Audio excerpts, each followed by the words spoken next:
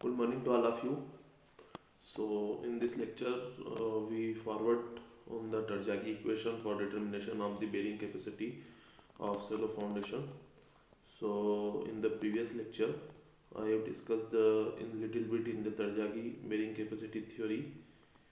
In the Tarjagi theory, they use the strip foundation for determining their empirical relationships, and they divided the shear zone, general shear zone, into the three different sections. First one is the elastic, radial, and Rankine passive zone. Okay, so we drive the equation. This is the final equations for ultimate bearing capacity. Qu will be equal to CNC plus QNQ plus half B gamma into N gamma, in which the NC in Q and gamma is our bearing capacity factors. Okay, NQ is the gamma into df. Okay, so gamma is your bearing capacity, gamma is your density of the soil.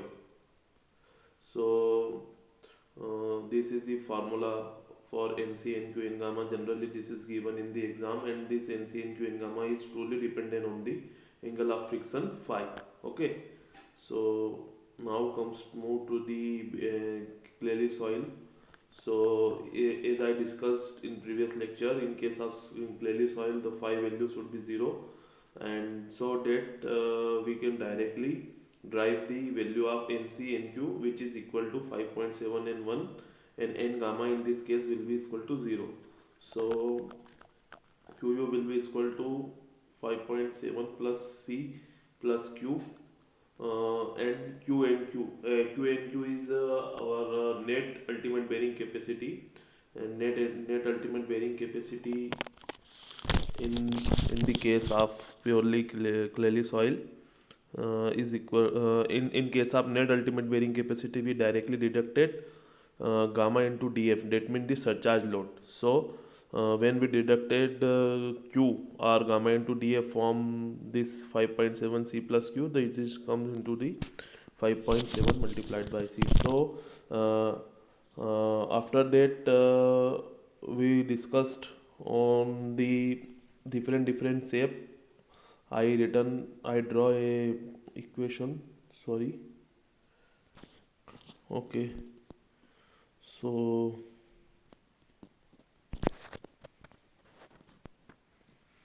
in the previous lecture I drive the relation, the shape factors, suggest the shape factor for the square footing, circular footing, and the rectangular footing. So the in this shape will be used in the questions. In the questions, that it is clearly mentioned that which is the what is the type of foundation, and which type of shape of foundation, footing, and of value of phi, and NC and Q in gamma. If not given, it will be derived from their formula. So Tarjagi gives their equations only for the strip foundation and general shear failure. That means the phi is greater than 36 degree. So I also discussed when the phi value is less than 28 degree. So we converted the equations for the local shear failure. In that case, we just use this figure which I discussed you. 1 minute. 2/3, we deducted that portion by 2/3. Okay, so yeah, this is the for we use these equations for when the local shear failure are given. Okay, so let's see one question. So a 2 meter wide strip footing is formed on a depth of 1.5 meter below the ground level in homogeneous bed of dense sand, having the following properties: phi is equal to 36 degree, gamma is equal to 1.8 ton per meter cube. Okay, per meter cube. Determine the ultimate and net safe bearing capacity of the footing. देखिए इस question में हमें footing की detail दे रखी है कि 2 metre wide एक footing है, स्ट्रिप फुटिंग है, ये ध्यान रखिएगा. डेप्थ दे रखा है, depth of foundation to 1.5 metre given. Homogeneous bed है, होमोजेनियस है, डेट मीन दी आपका जो होमोजेनियस बेड का मीनिंग क्या है यहाँ पर, ये मैंने आपको डिस्कस करा था। सपोज़ ये आपका, मैं आपको ड्रॉ करके दिखाता हूँ। ये सपोज़ ये आपका ग्राउंड लेवल है, यहाँ आपकी फुटिंग है इस तरह से, ठीक है, ये रेस्ट कर रही है यहाँ पे। ये आपका डीएफ है, डेप्थ ऑफ फाउंडेशन, ओके। तो ये जो सॉइल है और ये जो सॉइल है, ये दोनों सॉइल सेम है, होमोजीनियस है, ओके। तो यहाँ पे ये जो गामा होगा वही गामा इसके लिए आपको यूज़ करना है, ठीक है। डेट मीन जो आपका इक्वेशन है C into N C plus gamma into D F R Q into N Q plus 0.5 B into N into gamma, तो वहाँ पे दोनों इक्वेशन में जो गामा गामा यूज़ हो रहा है वो सेम होगा। हम उसको गामा 1 गामा 2 से भी डिनोट कर सकते हैं, okay. This is clear. So सबसे पहले तो आपने डायग्राम ड्रॉ कर लिया। अब आप यहाँ पे देखेंगे, आपको गिवन है यहाँ पे 536 डिग्री के लिए आपको N C N Q N gamma भी गिवन है और फैक्टर ऑफ सेफ्टी भी आपको 3 दे रखी। तो आपको क्या करना है, सबसे पहले आपकी इक्वेशन है C into N C plus gamma into D F N Q plus 0.5 into B into gamma into N gamma, ठीक है। इस इक्वेशन में आपने डायरेक्टली सी की वैल्यू आपको, देखिए सी की वैल्यू यहाँ पे गिवन नहीं है, ठीक है, लेकिन यहाँ पे क्या दिया हुआ है आपको, यहाँ पे पढ़िए, ये लिखा है डेंस सैंड। जहाँ पे आपको स्पेसिफिक करा हुआ है सॉइल का, सॉइल देखो या तो सैंड होगी या क्ले होगी, ठीक है, या सिल्ट होगी। तो यदि आपको क्लियरली मेंशन्ड है कि यदि सॉइल प्योरली कोहेसिव सॉइल है या फिर क्लेली सॉइल है, कोहेसिव सॉइल या क्लेली सॉइल दोनों के केस में जो है सी की वैल्यू होगी 5 = 0 होगा, ठीक है। और यदि आपको सैंड है या डेंस सैंड है या मीडियम सैंड है या लूज सैंड है बट लिखा हुआ है कि सैंड है, तो यहाँ पे आपको यदि गिवन है तो यहाँ पे आपका C = 0 होगा और 5 आपको कंसीडर करना है। ये चीज़ आपको ध्यान रखना है ना। तो इस क्वेश्चन में आप देखेंगे तो आपको C की वैल्यू 0 है, तो ये C इंटू एन सी वाली टर्म्स पूरी आपकी 0 हो जाएगी, ठीक है। गामा आपको गिवन है 1.85 टन पर मीटर क्यूब, तो इसको टन पर मीटर क्यूब को कन्वर्ट कर दीजिए चाहे तो, या टन में ही रखिए। किलो न्यूटन में यदि आपको कन्वर्ट करना है तो किलो न्यूटन में कर सकते हैं। तो ये 1 टन पर मीटर क्यूब किलो न्यूटन में 10 किलो न्यूटन पर मीटर क्यूब हो जाएगा। इसका कन्वर्जन आप देखिएगा। तो यहाँ पे आप पुट करेंगे, या तो आप एज इट इज़ पुट कर लीजिए टन में या फिर किलो न्यूटन में कन्वर्ट कर लीजिए। इस क्वेश्चन में इन्होंने एज इट इज़ करा है। एन क्यू की वैल्यू गिवन है, बी विथ आपको पता है 2 मीटर वाइड हिस्ट्री पे, गामा पता है, एन गामा पता है। गामा यहाँ पे दोनों केस में सेम है, यहाँ ये वाला गामा और ये वाला गामा दोनों गामा आपका सेम है। तो बस एज इट इज़ आपको वैल्यू पुट करना है। यहाँ आपको सबसे पहले बेरिंग कैपेसिटी आपने, अल्टीमेट बेरिंग कैपेसिटी आपने निकाल ली। अब आपको निकालना net Q N N U. तो नेट के केस में क्या करेंगे आप, क्यू यू माइनस का क्यू, ठीक है। तो ये जो क्यू है, ये क्यू क्या है आपका, ये क्यू आपका ये वाला जो क्यू है ये D gamma into D F है। एक सेकंड, ओके। सो यहाँ पे आपकी वैल्यू आ रही है 203.5 टन पर मीटर स्क्वायर, राइट। सो हम आगे बढ़ते हैं इसमें। अगला अगला इसमें जैसे कि मैंने आपको कहा कि नेट अल्टीमेट है, तो गामा इंटू डी आप माइनस कर दीजिए, तो यहाँ पे आ गई ये। अब नेट से बेरिंग कैपेसिटी में हम क्या करते हैं, ये आपको पता है, जो क्यू एन यू होता है, Q N U divided by F O S. तो ये आपको नेट क्यू एन यू है ना, ये मिल जाएगा आपको, क्यू एन एस मिल जाएगा, Q N S, Q N S, ठीक है। और क्यू एन एस मिल गया और आपको सेफ निकालना है, तो आप जस्ट गामा डी एफ आप प्लस कर देंगे, तो ये आपको ये क्वेश्चन हो गया। तो इस तरह के क्वेश्चंस गेट में भी आते हैं, ये इस तरह के क्वेश्चंस आपको एग्ज़ाम में भी पूछे जाते हैं, और ये हर एक आपकी एग्ज़ाम में बेरिंग कैपेसिटी के बेस्ड क्वेश्चन 100% आपको कहीं ना कहीं देखने को मिलेंगे। तो ये बहुत इंटरेस्टिंग टॉपिक है और बहुत इजी है, आप इसे देख सकते हैं। चलिए अब हम कुछ थोड़ा सा इसको मैं फास्ट फॉरवर्ड करता हूँ। जैसे ये सेकंड क्वेश्चन है, इसमें आपको सेफ लोड डिटरमाइन करना है ना। सेफ लोड डिटरमाइन करना मतलब आपको सेफ बेरिंग कैपेसिटी इसमें कैलकुलेट करनी है। स्क्वायर फुटिंग आपको गिवन है, ठीक है। डेप्थ आपको गिवन है below the ground level, depth of foundation are given, और स्क्वायर फुटिंग इज गिवन। ध्यान रखिएगा यहाँ पे स्ट्रिप की जगह स्क्वायर फुटिंग है। और प्रॉपर्टीज आपको गामा सी दे रखा है, फाई दे रखा है, एन सी भी दे रखा है आपको 20 डिग्री के लिए, और एन सी डेज भी दे रखा है। तो एन सी और एन सी डेज में क्या अंतर है, देखिए यहाँ पे आपका फाइव इक्वल टू 20 डिग्री है, ठीक है। तो जैसे मैंने कहा था कि आपको बेरिंग कैपेसिटी के फैक्टर्स को कन्वर्ट करना होगा, सी को भी कन्वर्ट करना होगा। क्यों करना होगा कन्वर्ट, क्योंकि यहाँ पे आपका जनरल शेयर फेल्यूर का की जगह लोकल शेयर फेल्यूर है ना, क्योंकि फाइव आपका लेस देन 28 डिग्री है, लेस देन 28 डिग्री है, राइट। तो यहाँ पे आपको बेरिंग कैपेसिटी के पैरामीटर तो ऑलरेडी कन्वर्टेड दे रखे हैं आपको, मतलब एज इट इज़ इनको यूज़ करना है, लेकिन आपको सी को भी कन्वर्ट करना है 2/3 ऑफ सी से, है ना। तो ये आप 2/3 इसका आपको यूज़ करना है। अब दूसरा यहाँ पे आपको इंपॉर्टेंट टास्क दे रखा है, यहाँ पे आपकी स्क्वेयर फुटिंग है। तो स्क्वेयर फुटिंग के लिए आपके जो सेफ फैक्टर होते हैं, S C, S Q, S gamma. S Q होता है आपका 1, और इसकी वैल्यू 1.3, और इसकी वैल्यू होती है 1+0.3, सॉरी, इसकी वैल्यू भी आपकी 1.3 होती है, वन, सॉरी, इसको एक बार मैं वैलिडेट करूँगा इसकी वैल्यू क्या होती है।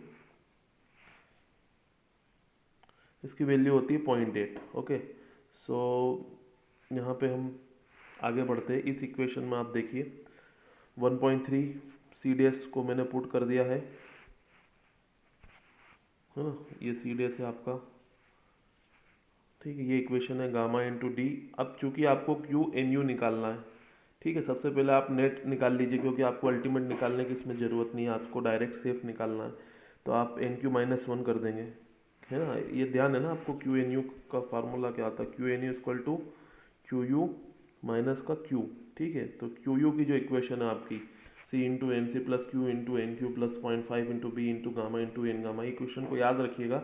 वहाँ पे हम क्या करेंगे, क्यू माइनस कर देंगे क्यू एन यू के लिए, और बस सारी वैल्यू पुट करेंगे, तो ये आपका 20.52 आएगा। इस क्वेश्चन को आप घर पे करिएगा, ओके, राइट। फिर अब हम आगे फॉरवर्ड होते हैं नेक्स्ट क्वेश्चन के लिए। Okay, so Q N U के बाद आप क्या करेंगे, क्यू एन यू के बाद आपको कैलकुलेट करना है Q N S, which is equal to Q N U plus Q, okay, Q N U divided by F O S, sorry, Q N U divided by F O S. और इसके बाद यदि आपको Q S निकालना है, तो plus इसमें आपको, इसमें प्लस कर दीजिए क्यू, तो ये आपका क्यू एस हो जाएगा, ठीक है। क्यू एस मतलब आपकी सेफ बेरिंग कैपेसिटी, ओके।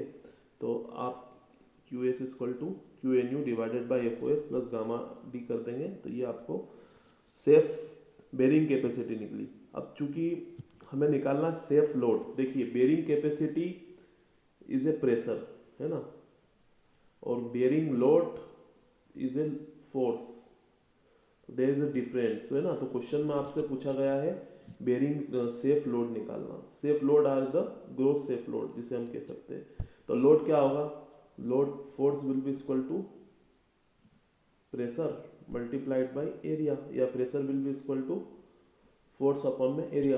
तो यहाँ पे आपको प्रेशर पता है, तो आप एरिया से मल्टीप्लाई करेंगे और आपको निकल जाएगा। तो एरिया ऑफ फुटिंग चूंकि स्क्वायर है, तो ये आप जस्ट आपको डिवाइड करना है, ओके। तो ये क्वेश्चन भी आपका हो गया। अब इसी तरह से कई क्वेश्चन है, आप इस क्वेश्चन को देखिएगा और इस क्वेश्चन को नोट करके इसे असाइनमेंट पे आप बनाइएगा, ठीक है। इस यूनिट का मैं असाइनमेंट आपको फॉरवर्ड कर रहा हूँ। तो ये क्वेश्चन आप देखिए क्या कह रहा है, मैं इसे आपको ब्रीफ में बता दे रहा हूँ, और ट्राई करिएगा कि आप ईमानदारी से इसे बनाएं, क्योंकि एग्जाम में आपको सेल्फ इसको करना है। A concrete strip footing rectangular to cross section is located at the GL and extended 1.2 over the ground level, ठीक है। आपको डीएफ गिवन है, डीएफ इज गिवन, ठीक है। अब carries a UDL of 15000 kilogram per metre, आपको यहाँ पे एक यूडीएल दे रखा है, ठीक है। आप मान के चलिए कि स्ट्रिप फुटिंग है ग्राउंड लेवल पे जो 1.2 मीटर है, और इट कैरीज है यूडीएल, उस पर यूडीएल लगा हुआ है। यूडीएल समझ लीजिए कि यार यूडीएल जो होता है, देखिए मैं आपको फिर से बता रहा हूँ, यूडीएल में कंफ्यूज मत होइए, ये इन्होंने घुमा दिया है, ठीक है। जैसे इसकी थ्योरी होती, तो यहाँ पे ये जो क्यू लगता है ना, ये क्या है, ये भी एक तरह से यूडीएल ही है ना, जैसे हम गामा इंटू डी एफ मान के चलते हैं। तो यहाँ पे इनडायरेक्टली ये गामा इंटू डी एफ आपको गिवन है, ठीक है, इसको ये मान के चलिए गामा इंटू डी एफ आपको गिवन है, तो ताकि आप कंफ्यूज नहीं होंगे। Soil profile consist a homogeneous clay 6 metre thick over the laying D F. मतलब आपको यहाँ पे दे रखा है कि जो सॉइल की प्रोफाइल है वो 6 मीटर की आपकी थिक जो है क्ले है और रॉक के ऊपर है। क्ले की प्रॉपर्टीज आपको गिवन है। गामा दे रखा है आपको, सेचुरेटेड यूनिट बल्क वेट दे रखा है, शियर स्ट्रेंथ गिवन है, compressibility of soil is given. Okay, आपको क्या निकालना है यहाँ पे, एफओएस भी गिवन है, अल्टीमेट कंसोलिडेशन सेटलमेंट आपको दे रखा है 2, बल्क डेंसिटी आपको गिवन है। तो आपको इसमें निकालना क्या है, neglect the spread of load beneath the footing any side cohesion on the footing. आपको बेरिंग कैपेसिटी इसमें कैलकुलेट करना है। चलिए, तो इस क्वेश्चन को आप देखिएगा, बहुत इजी है, थोड़ा सा आपको पुराना आपके लॉजिक्स को लगाना है यहाँ पर और ये इजीली बन जाएगा। यदि नहीं बनता है किसी से तो फिर आप मुझे बताइएगा कमेंट करके, तो मैं फिर इस क्वेश्चन को आपको शेयर करूँगा। तो हम आगे फॉरवर्ड होते हैं। ठीक है, इसी तरह से इसके क्वेश्चन आते हैं। तो टर्जा की थ्योरी पे बेस्ड मैंने सब तरह के केसेस आपको बता दिए हैं। आप इसके कुछ क्वेश्चन सेल्फ देखिएगा और यदि किसी को कोई किसी भी क्वेश्चंस में टर्जागी के क्वेश्चंस में इशू आते हैं तो फिर हम आगे डिस्कस कर लेंगे। ठीक है, मैं अब आगे फॉरवर्ड कर रहा हूँ इसको। मेरे नोट्स में इसमें हर तरह के आपको केसेस देखने को मिलेंगे।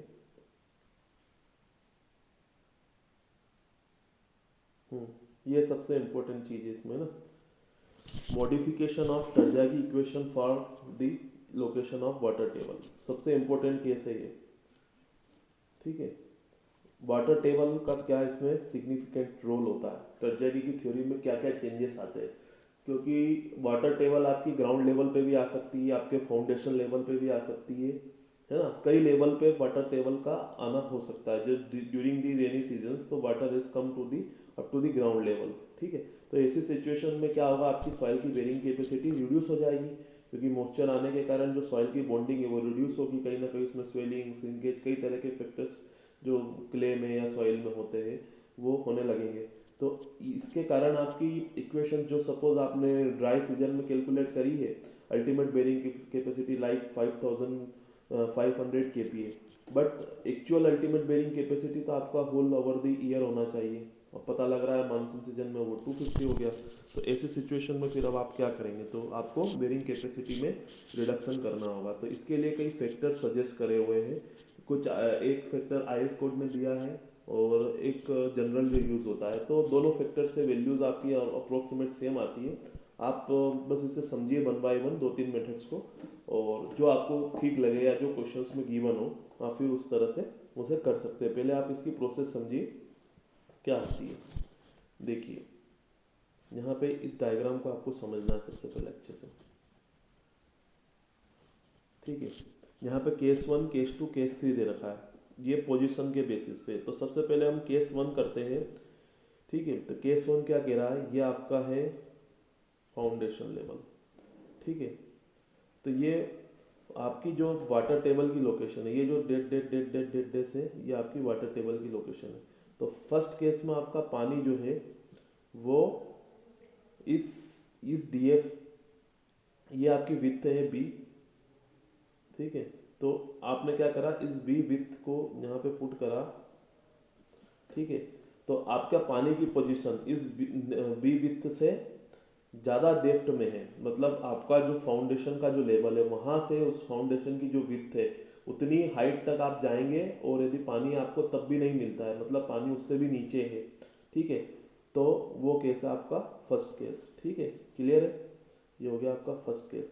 सेकेंड केस का है कि जो वाटर है वो आपका उस बी हाइट, मतलब डेप्थ ऑफ फाउंडेशन से बी हाइट पे से के बिटवीन है, मतलब आपका ये जो डी एफ विड्थ है, डी एफ डेप्थ है, और ये आपकी बी विड्थ है।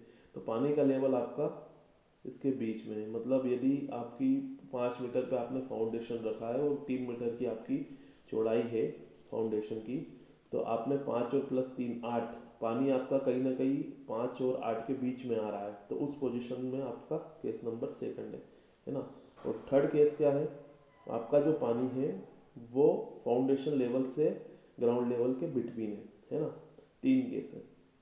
अब तीनों केस में अलग अलग कुछ रिलेशंस होते हैं, आप बस तीनों केस ध्यान रखिए कैसे हम उसको कर रहे हैं।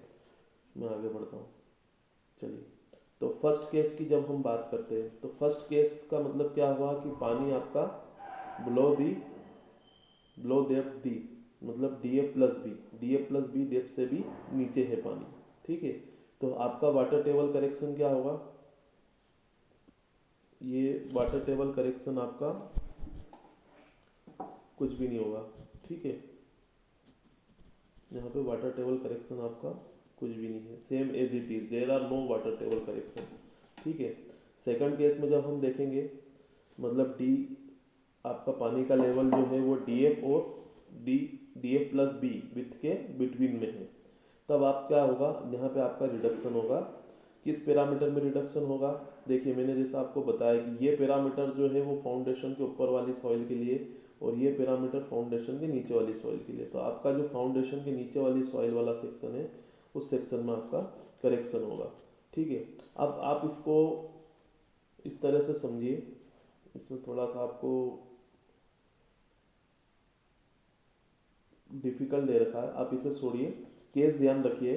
अब मैं आपको एक इजी मेथड बता रहा हूँ जो आपको ज़्यादा कंफ्यूजन उसमें नहीं होगा, वो मेथड है ये वाली, ठीक है, जो जनरली हर जगह यूज़ होती है, एक ब्रॉडली एक्सेप्टेबल मेथड है, हम उस मेथड का इसमें यूज़ करते हैं। इसकी कई अलग अलग लोगों ने अलग अलग मेथड्स प्रपोज करी है, बट बेटर मेथड ये वाली है और एक आई कोड वाली है। तो पहले हम इस मेथड को पढ़ते हैं। इसमें इसने क्या करा कि देखिए सबसे मेजर इफेक्ट किस चीज़ का हो रहा है इस पूरी इक्वेशन में, गामा का।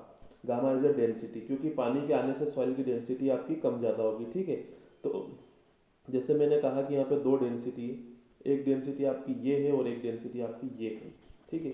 तो आपकी जो ये गामा वन है ये वाली डेंसिटी क्या होगी, ये डेंसिटी फाउंडेशन के ऊपर लेवल के लिए है, और ये जो गामा टू है जिसको हम कह सकते हैं ये डेंसिटी फाउंडेशन के नीचे लेवल के लिए। तो मतलब जो आपका केस वन और टू है उस केस में ये यूज होगी और केस थ्री में ये यूज होगी, ठीक है।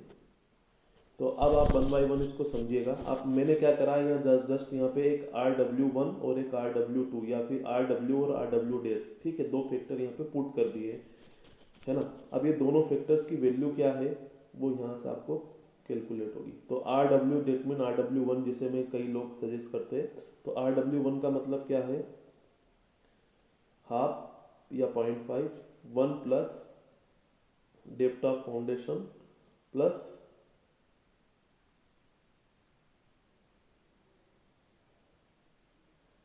B, depth of water plus depth of foundation, ठीक है। D F depth of water plus depth of foundation.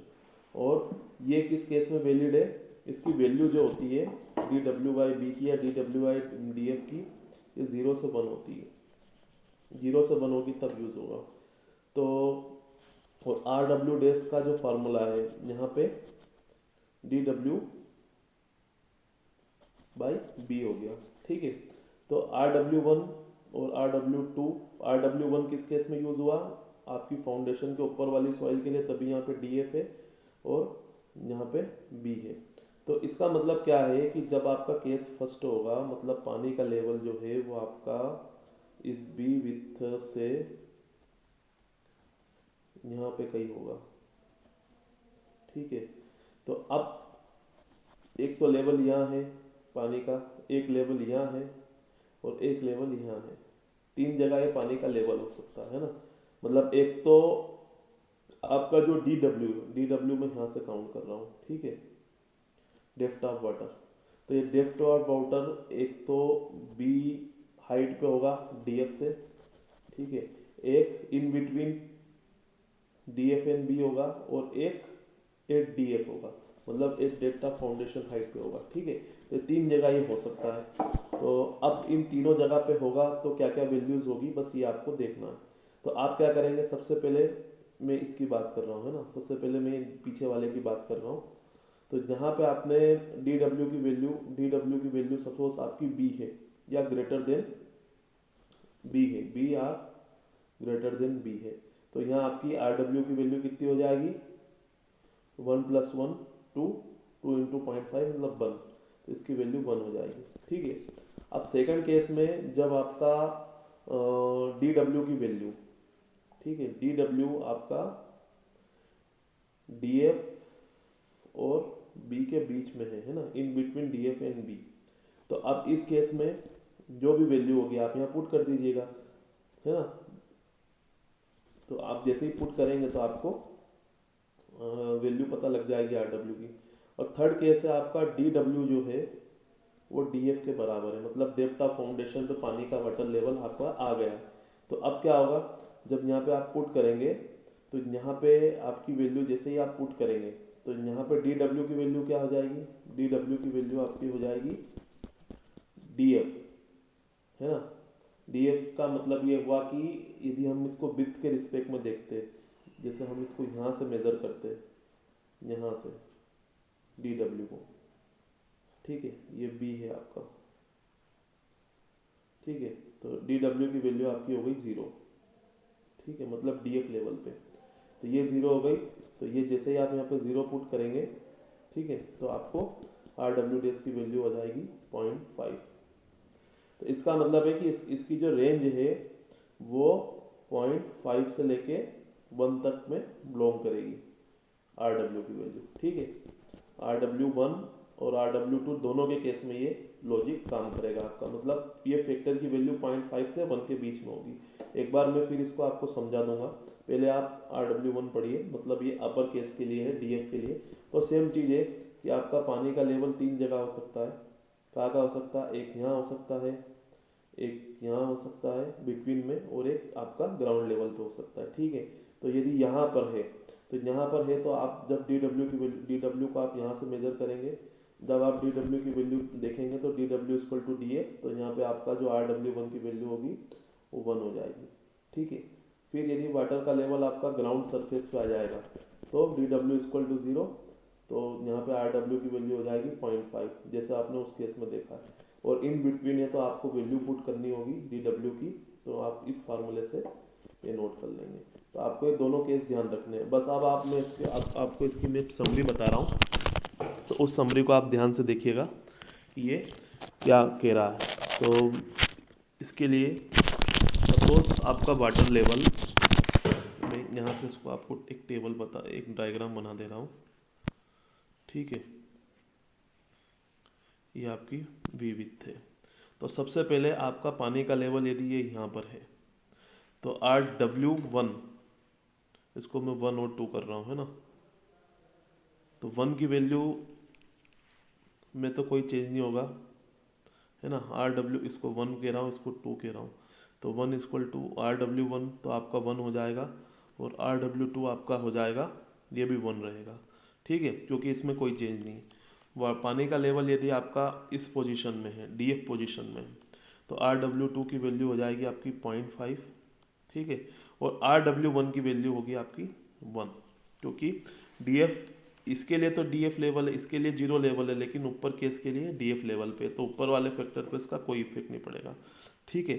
अब पानी का लेवल यदि आपका ग्राउंड सरफेस पे है तो इसकी वैल्यू भी 0.5 हो जाएगी, और इसकी वैल्यू भी 0.5 हो जाएगी, क्योंकि पानी आपका जो है डी एफ से ऊपर चला गया, ठीक है। तो ये दोनों फैक्टर की वैल्यू 0.5 होगी, किस केस में, जब पानी आपका टॉप पर है। अब इन बिटवीन वाला केस रहता है, तो इन बिटवीन वाले केस में आपको ध्यान रखना है कि आपको बस ये दोनों फार्मूले का यूज़ करके इसकी वैल्यू कैलकुलेट करनी है, ठीक है।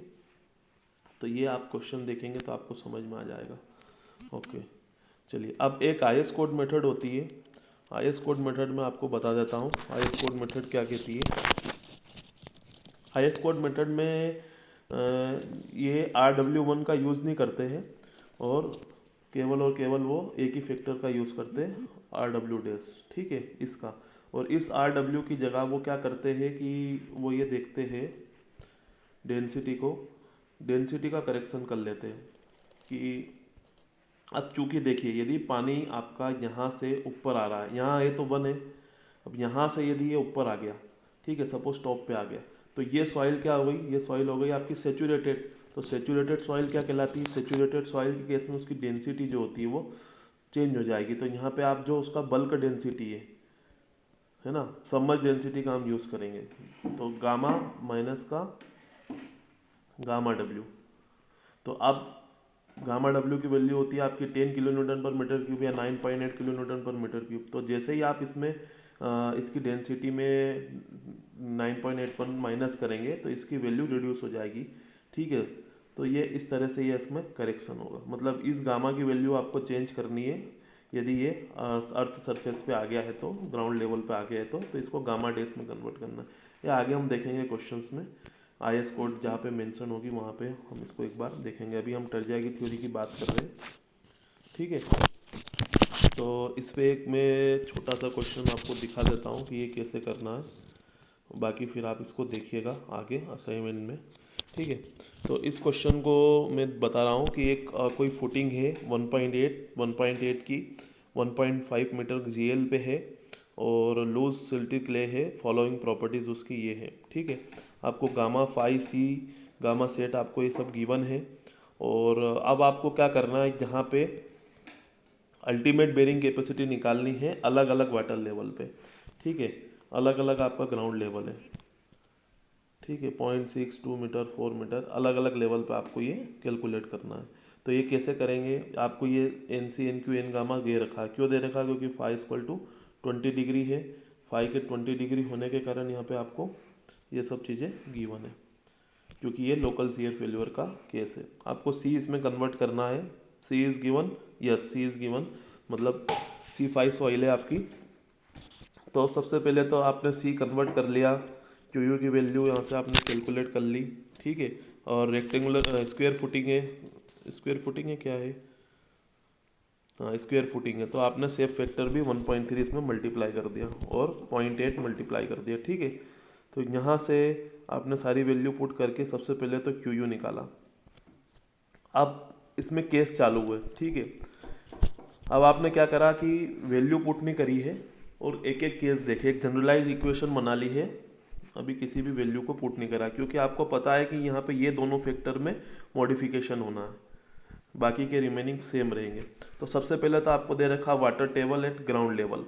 तो ग्राउंड लेवल पे वाटर टेबल है, तो इसका मतलब क्या हुआ कि आपका फर्स्ट, आपका जो थर्ड केस है, तो इस केस में आपका RW1 और RW2 दोनों की दोनों आपके 0.5 हो जाएंगे। देखिए ना, तो अब इसने क्या करा, देखिए इसने वो केस यूज़ करा जो मैं आपको अभी डिस्कस कर रहा था कि आप क्या कर सकते हो। एक तरीका और है कि आप ये जो गामा है, इस गामा को भी मॉडिफाई कर सकते हो।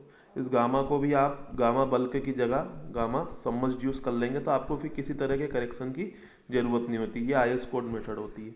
तो देखिए इसने क्या करा है, ये फैक्टर तो एज इट इज़ रखा है, और यहाँ पे इसने क्या करा है कि ये जो 2 दे रखी थी आपकी वैल्यू, उसको 10 किलो न्यूटन पर मीटर क्यूब या 1 टन पर मीटर क्यूब से इसने माइनस कर दिया है और इससे इसकी वैल्यू कैलकुलेट करी।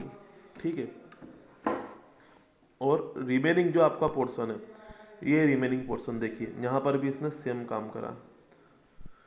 ठीक है, तो एक तरीका तो ये भी है जिसको आप कर सकते हो इस मेथड से। ये फर्स्ट मेथड है जो मैंने आपको इग्नोर करी थी करने के लिए। आप तो आपके मेथड से इसको यूज़ करिए, जो मैंने आपको फार्मूला एक बताया है RW1 और RW2 के फॉर्म में। ठीक है, तो आप अब इस तरह से करेंगे तो आप एक कंफ्यूज होंगे कि ये क्या टर्म आ रही है यहाँ पर आप आपके मेथड से यूज़ करिए। RW1 RW2 की वैल्यू कैलकुलेट करिए। RW1 equal to 0.5 1 plus D by D F और 0.5 1 plus D W by B. ठीक है, इन दोनों फार्मूले को यूज़ करिए और जो भी मैंने वैल्यूज़ बताई थी आपको। अब देखिए यदि ये 0.6 मीटर पे मैं आपको केस डिस्कस करता हूँ, तो 0.6 मीटर आपका है, तो ये इन बिटवीन ग्राउंड सरफेस और फाउंडेशन लेवल के बीच में 0.6 आ रहा है। ठीक है, तो ये वाला केस भी वही हो गया आपका, इन बिटवीन वाला फार्मूला इसका आपको यूज़ होगा। थर्ड केस है 2 मीटर पर, तो 2 मीटर आपका यहीं के ही आएगा। ठीक है, तो ये थर्ड केस में आ जाएगा आपका। इसमें डी एफ की RW1 की वैल्यू तो बंद रहेगी और RW2 आपका चेंज होगा।